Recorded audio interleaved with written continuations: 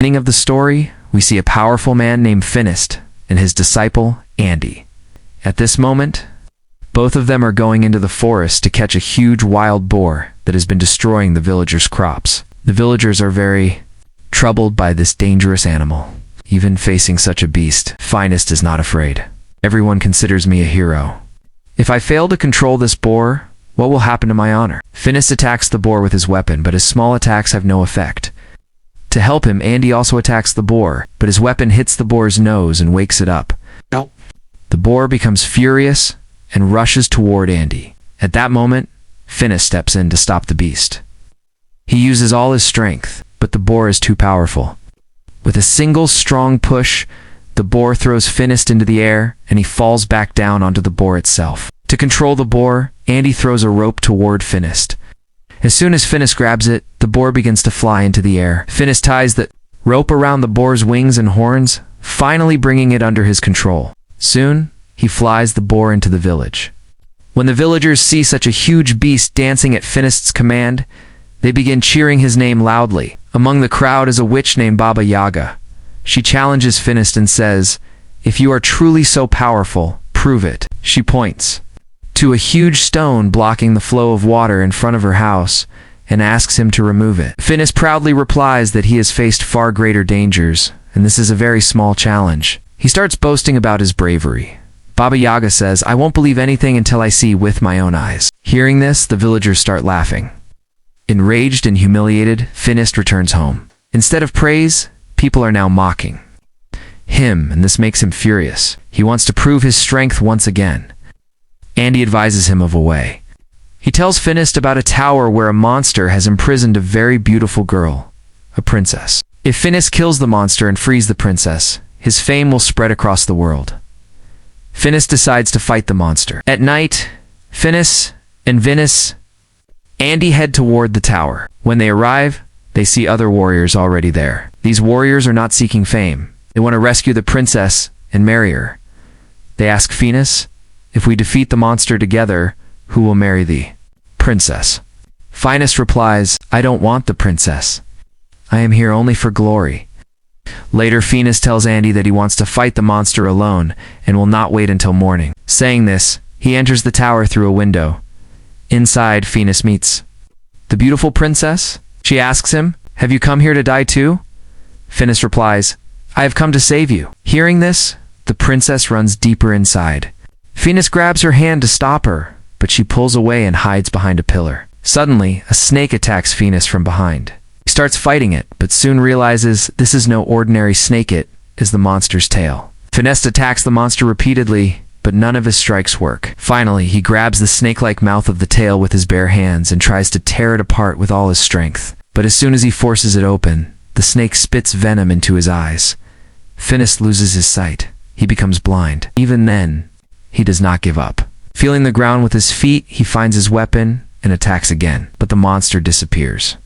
Finist's attacks are so fierce that the tower begins to collapse. The noise wakes the other warriors who rush to the scene. They find neither the monster nor the princess, only Finist, buried under rubble, slowly standing up. When Andy learns that Finist has lost his eyesight, he takes him home.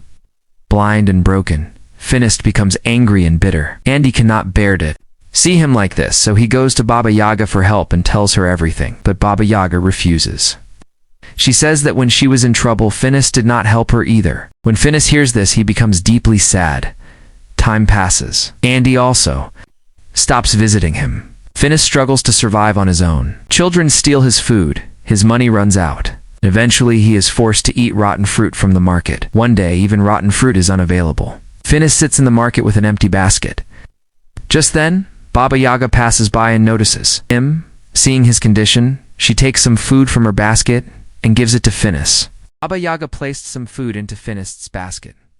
Before the two could talk any further, a group of bandits attacked the village. The bandits began killing innocent villagers mercilessly. Finist could not see anything, but he could hear everything. Clearly the screams, the cries, and the sound of people dying. When the bandits came close to him, Finist attacked them, using only sound as his guide. Even without sight, he fought 2 or 3 bandits at the same time. One bandit threw a rope at Finist, but Finist grabbed it, pulled the bandit off his horse, dragged him closer and beat him badly. However, some bandits attacked him from behind, and Finist lost consciousness. When he woke up, he found himself on a ship. His neck and hands were locked into a wooden restraint. Baba Yaga and many villagers were also on the ship. Finist then noticed Andy as well. He was freely walking around. Baba Yaga asked Andy how he was free. Andy replied that he had convinced the bandits that he was on their side and would help them. While secretly keeping an eye on the villagers, Andy had a golden lamp that he had stolen from the bandits. He said he would sell it and become very rich. When Andy rubbed the lamp to clean it, a genie suddenly came out. Everyone was terrified. Andy himself. Hearing the noise, a bandit came upstairs, but the genie killed him and threw his body away. When the genie asked Andy for his wish, Andy said, "Go back into the lamp." The genie obeyed and disappeared. Soon after, another bandit arrived, held a sword to Andy's neck, took the lamp back, and shortly afterward, the ship reached Arabia. All the villagers were lined up to be sold as slaves. A masked man arrived and bought Finist, Baba Yaga, and Andy. He took them to his palace. When they arrived, everyone was shocked to see such a massive palace filled with working robots.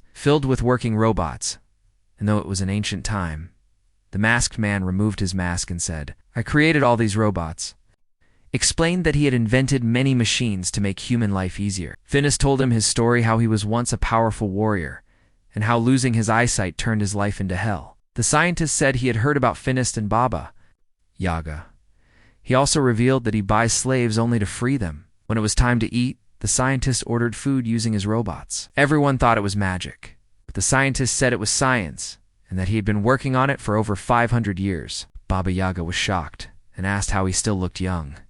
The scientist replied that he had created a chemical that could keep people young forever. He then showed them his laboratory. Finist asked how the chemical was made and whether it could restore his eyesight. The scientist said it could not, but he had something else. He gave Finist special glasses. Finist could see again. The scientist believed that science could perform any miracle and that magic was dangerous to the world. To prove his point, he brought out the golden lamp. Baba Yaga warned him, but he ignored her and rubbed the lamp. When the genie appeared, the scientist activated a machine that sucked the genie inside and destroyed it. That night, the scientist learned about a monster living on a nearby mountain that was harming people. When Finist heard that the monster had a lion's mouth and a snake-like tail, he realized it was the same creature that had blinded him. Finist insisted on going along to take revenge. Though the scientist feared for his safety, he agreed and gave Finist a device that could trap the monster alive. Baba Yaga later tried to sneak into the lab to drink the youth chemical, but the scientist stopped her and promised to give her some if they succeeded. The next day, the scientist showed them his spaceship and taught them how to use it. He made it clear that the monster must be captured alive. He also upgraded Finist's weapon with a special button that gave it extraordinary powers. They soon reached the mountain. After searching for a long time, Finist found the monster's footprints leading into a cave. He placed the trapping machine outside the cave and went in, provoking the monster. While coming back out, he hit his head on a tree and fainted. As the monster emerged, Baba Yaga activated the machine. Chains shot out and dragged the monster inside. When Finist regained consciousness, they began their journey back. During the night, Finist heard a girl's voice from the cage. Baba Yaga's warnings. He opened it and found the same princess from the tower. Baba Yaga realized the truth. The princess herself was the monster. The princess explained her curse. If any man touched her, she would turn into a monster. Was not evil and lived alone to protect others. Humans, however, never let her live peacefully. Meanwhile, the scientist was secretly stealing magic from innocent creatures, including a glowing cat whose powers he extracted and turned into a chemical. The palace was filled with such stolen magic. Finist and the princess fell in love, but Baba Yaga and Andy took them to the scientist. From a distance, they saw the scientist draining magic from a magical bird and powering his robots. Baba Yaga confronted him, exposing his lies. His machines ran on magic, not science.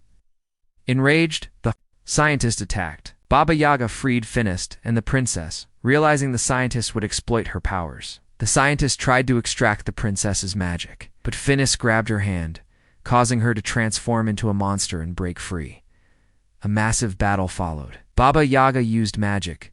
The scientist unleashed a giant turtle robot and chaos erupted. Finist climbed onto the robot, guided by Baba Yaga after losing his glasses again. The cursed princess arrived, terrifying the scientist. Finist flipped the robot, spilling all the magical chemicals. The scientist tried to escape using magical wings, but they failed, and he fell into the chemicals and died. Finist collapsed from exhaustion. The princess cried, and her tears restored his eyesight. They confessed their love, but the princess said she could not stay with him due to her curse. Finist returned to the village, heartbroken. Later, Baba Yaga discovered a way to break the curse and happily told Finist their next mission would be to free the princess completely. A story that will continue in the next part.